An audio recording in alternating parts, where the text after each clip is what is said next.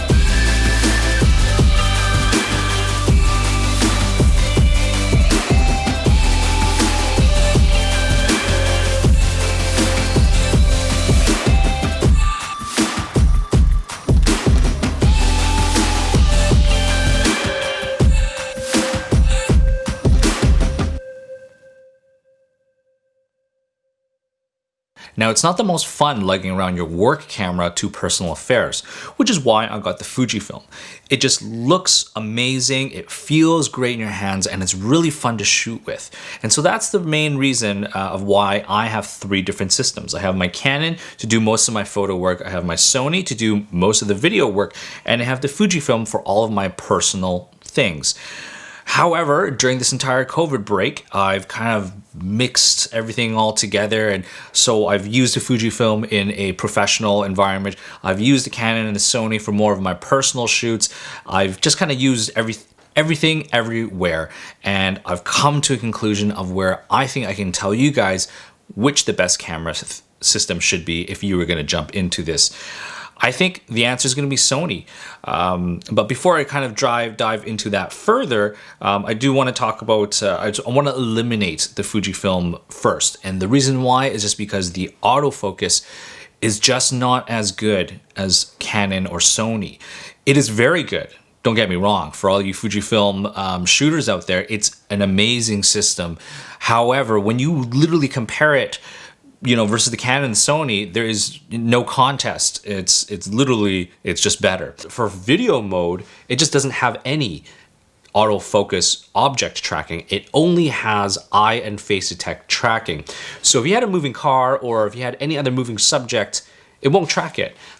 Even the much older Canon EOS R has object tracking. And so, I was hoping that this camera would have it, but it just doesn't have it. And so to me, that is one major drawback of the Fujifilm X-T4. Now, in terms of image quality, let's say autofocus wasn't that important because you're working with still life subjects or subjects that aren't moving erratically or anything like that. But, well, yes, I did do a family photo shoot where, again, it was just a family photo shoot, very, very simple.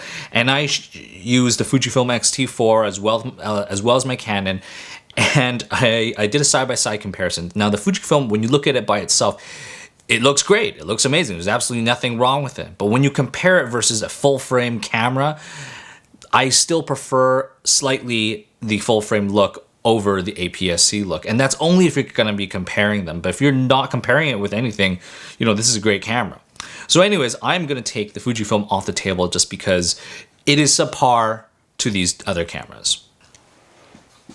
Now, I know I'm going to get a lot of Fujifilm people, shooters out there hating me, but I'm just giving you my honest opinion. And I'm asking you other Fujifilm shooters, I mean, are you actively comparing with the newest Canon and Sony bodies? I know there's a lot of Canon shooters who went to Fujifilm or Sony or Nikon shooters who went to Fujifilm, but those are based on the old bodies. With the new technology that are in these cameras, it is insane. So, you know, whoever's going to be commenting or other Fujifilm shooters out there that are making this a negative thing, I mean, again, have you really tried the R5, R6 or the Sony A7S III? You know, you should try those out first. Now, again, I'm not, this video is not talking about value for pricing. Value for pricing, yes, the X-T4 wins hands down. But we're not talking about that. We're just talking about which camera is the best, hands down. Now talking about Canon and Sony. So in terms of image quality, I also did another family photo shoot where I took my Sony out and with my Canon.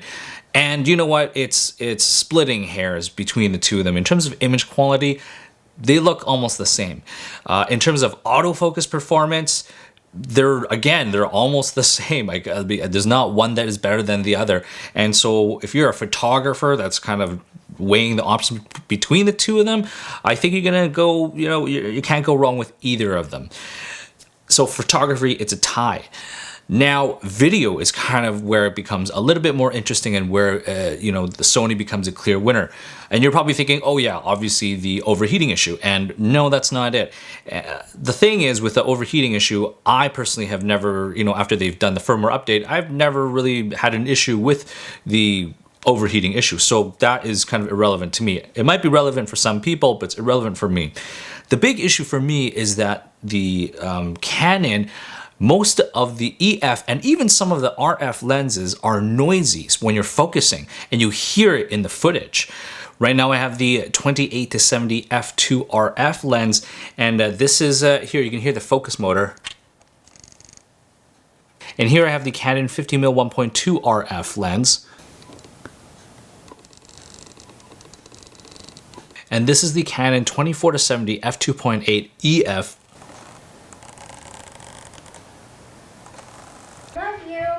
Okay, they're coming now, they're coming. Oh. Careful, Bubbies, you almost hurt yourself. Okay, they're coming now. Jacob, they're coming now. Stand there. So it was kind of annoying when you're editing video and you hear that zzz, zzz, zzz.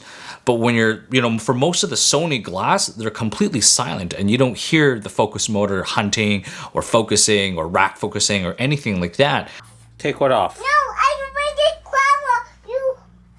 You are blocking my way. And for me, that is a big change. That's a big difference between these two cameras. So one feature of the Sony that is better than the Canon is that in the menu system, you can actually change certain things to let you know what you want independent from the photo mode to the video mode. For me, I want my exposure to be the same, because if I'm going to be outdoors, if I'm changing my settings while I'm taking a photo and I want to quickly do a video, I just want to quickly do it and have the exposure, to be the same. On the Canon, it's independent of each other. So for example, I'm in video mode right now and I've exposed for the indoors. And if I want to quickly take a photo and switch to the photo mode, it's overexposed because the last setting I had in my photo mode was, exposed for something a little bit brighter or darker, I mean. But for the Sony, I'll turn this back on. You know, if I have it, you know, properly exposed and I want to quickly switch to photo mode, it's going to be the same exposure. And but just to let you know, the Sony is not perfect also, because there is one feature that cannot translate, because one feature I want is that for photo mode, I want it to be a flexible spot focus mode. However, when I switch it to the video mode, I want it to be independent and something different. But you just can't do that on this camera. So it might be fixed in the firmware upgrade later on, but for now it is what it is.